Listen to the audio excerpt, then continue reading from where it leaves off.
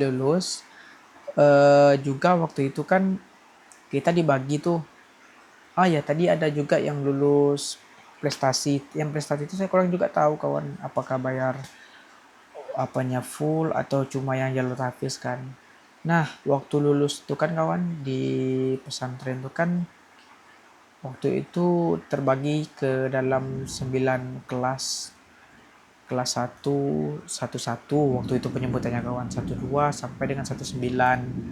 Nah, jadi urutan 1 sampai 9 itu kan berdasarkan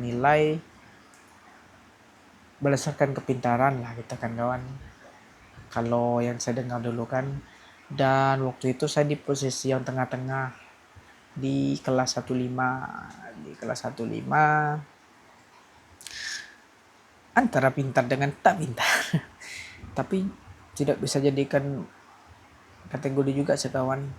Cuma waktu itu ya yang di satu 1 2 3 memang rata-rata memang orang-orangnya pintar kawan, pintar matematika, cepat berhitung kan, maupun pintar-pintar yang lain. Beda kelas lah mungkin kan kawan. Terus tadi yang tidak lulus atau dengan lulus bersyarat, walaupun mungkin pintar kan, tuh dimasukkan ke kelas yang lain supaya nanti tuh selain belajar umum, pengetahuan dasarnya tentang Al-Quran juga diajari gitu kan kawan, cara bacanya dengan baik dan benar. Kemudian kisah pembulian tidak berhenti di saya di sekolah dasar, juga terjadi di sekolah menengah pertama saya, tepatnya di tahun pertama pun sudah terjadi kawan, tidak di sekolahnya tapi di tempat tinggalnya kawan, di asrama waktu itu kita biasanya kan kita di dalam kamar tuh, di tiap-tiap kamar punya satu pembimbing atau yang dituakan di kamar gitu kan, biasanya itu ditaruhkan abang-abang kelas yang lebih tua dari kita kan sebagai ketua di kamar.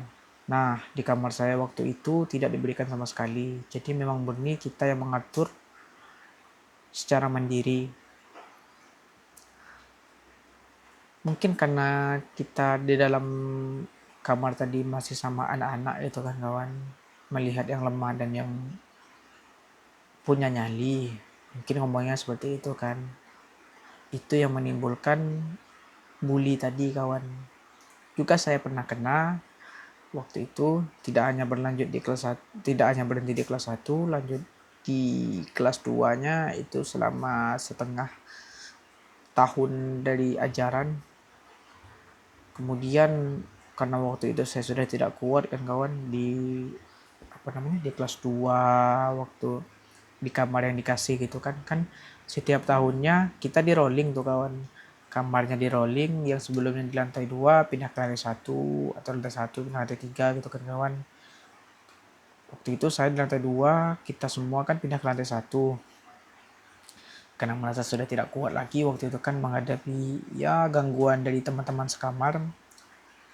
Di sisa akhir saya di sisa akhir tahun kedua saya sekolah, saya pindah ke kamar yang lain, dan alhamdulillah sekali isinya waktu itu 4 orang plus 1 sama abang kelasnya, dengan senang hati menjalani pendidikan di akhir tahun kedua dengan baik kawan.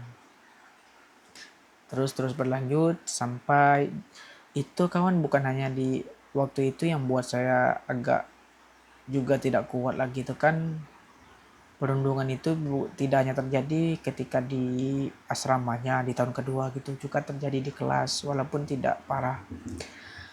Kemudian lanjut ke kelas 3 nya kawan, untuk perundungan di sekolahnya tidak lagi terjadi dengan saya karena saya juga sudah milih-milih gitu kan, mana yang sekiranya mengganggu saya tidak berkawan gitu kan, hanya sekedar kenal. Di sekolahnya aman, di asramanya di tahun ketiga aman kawan, aman. Cuma nanti itu di ujung-ujung akhir gitu kan, ada kemarin yang bekas di tahun kedua sekamar, di tahun kedua juga sebagai perundung gitu kan, ikut pindah ke kamar saya karena melihat di kamar kami yang di tahun ketiga tuh kan lumayan damai, karena mungkin udah peralihan dari remaja ke mulai berpikir gitu kan.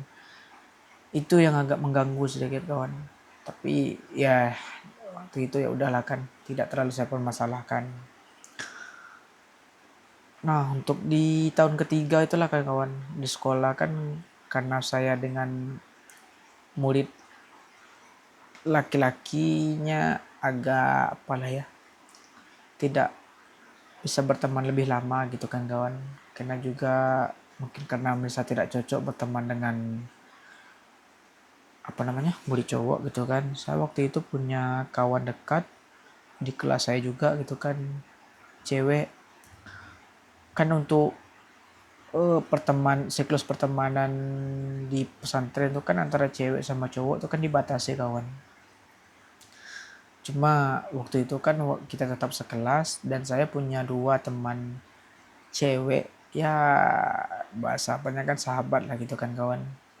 Sahabat dua orang cewek sampai kita lulus 6 tahun di pesantren. Ya walaupun di tahun-tahun nanti di tingkat menengah atasnya kita sudah tidak sekelas, walaupun sempat beberapa tahun yang satu sahabat saya tekan sekelas, tapi di tahun keduanya di kelas 2-nya sudah berbeda kelas karena memilih jurusan masing-masing kan. Dua orang tadi itu sahabat yang sampai hari ini adalah menurut saya itu yang paling berharga yang saya miliki. Mungkin saya tidak berharap sahabat-sahabat saya tadi itu berpikir yang sama. Cuma bagi saya itu yang paling berkesan sampai saya lulus sekolah. Yang satu anaknya ceria, terus jadi tempat curhat kawan, jadi segala jenis kerisauan gitu kan, atau masalah kan, dia tempat saya bercerita gitu kan kawan. Waktu itu kita punya semacam buku gitu kan, jadi hari ini bukunya dengan saya gitu kan, saya tulis diary saya gitu kan, kemudian besoknya bukunya dipegang teman si cewek ini gitu, terus sampai bukunya ada masih sama saya kawan, buku hijau. Kita nyebutnya buku hijau, memang bukunya warna hijau gitu kan. Dan sahabat saya yang satu itu tuh udah menikah beberapa tahun yang lalu, saya tidak bisa datang.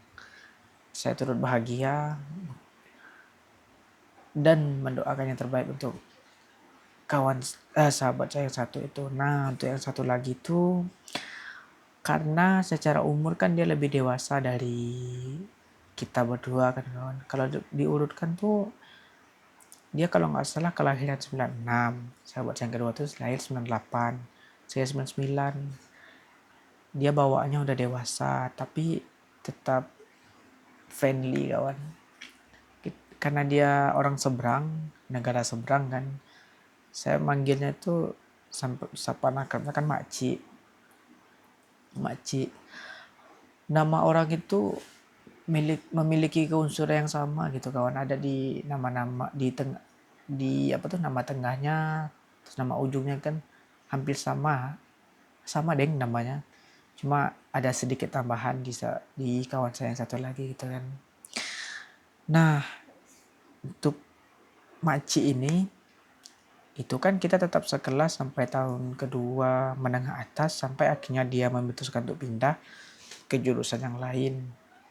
Kan di pesantren tuh kita punya 3 jurusan, keagamaan, IPA dan IPS. Saya di IPS, sahabat saya yang satunya itu di IPA, dan si Maci ini di tahun kedua memilih pindah ke jurusan keagamaan.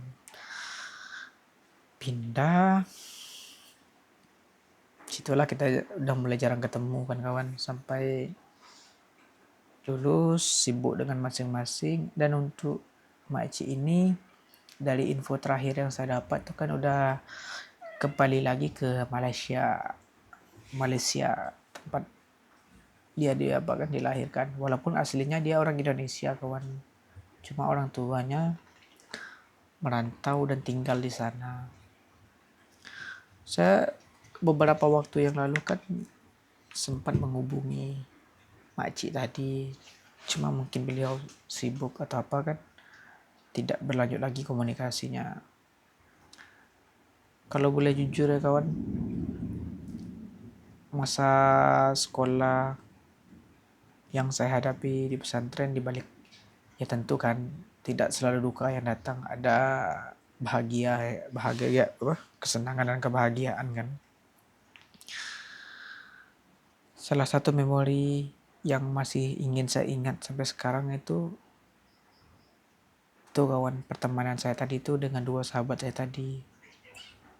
Ya, meskipun hari ini mereka udah sibuk dengan kehidupannya masing-masing, karena kita tahu kan siklus kita, pertemanan kita itu kan